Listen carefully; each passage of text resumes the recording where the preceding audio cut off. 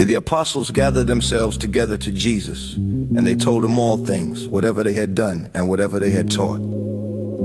He said to them, "Come away into a deserted place by yourselves and rest a while." For there were many coming and going, and they had no leisure so much as to eat. They went away in the boat to a deserted place by themselves.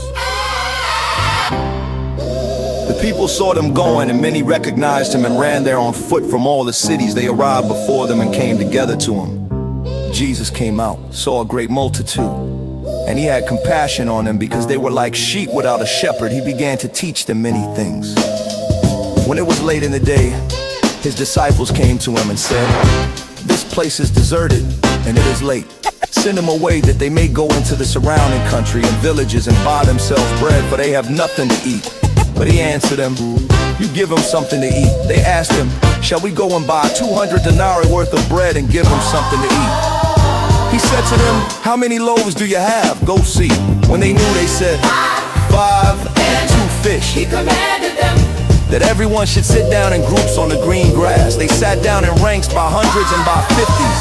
He took the 5 loaves and the 2 fish, and looking up to heaven, he blessed and broke the loaves, and he gave them to his disciples to set before them, and he divided the 2 fish among them all. They all ate and were filled. They took up 12 baskets full of broken pieces and also of the fish. Those who ate the loaves were 5,000 men. Immediately he made his disciples get into the boat and go ahead of him to the other side, to Bethsaida, while he himself sent the multitude away. After he had taken leave of them, he went up the mountain to pray. When evening had come, the boat was in the middle of the sea, and he was alone on the land. He saw them distressed and rowing, for the wind was contrary to them. About the 4th watch of the night he came to them, walking on the sea, and he would have passed by them. But they, when they saw him walking on the sea, supposed that it was a ghost and cried out. For they all saw him and were troubled, but he immediately spoke with them and said to them, "Cheer up, it is I, don't be afraid."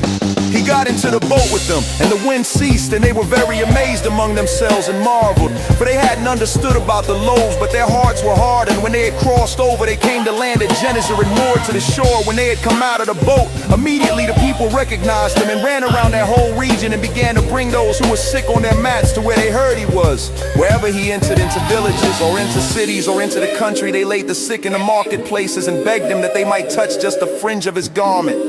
And as many as touched him were made well.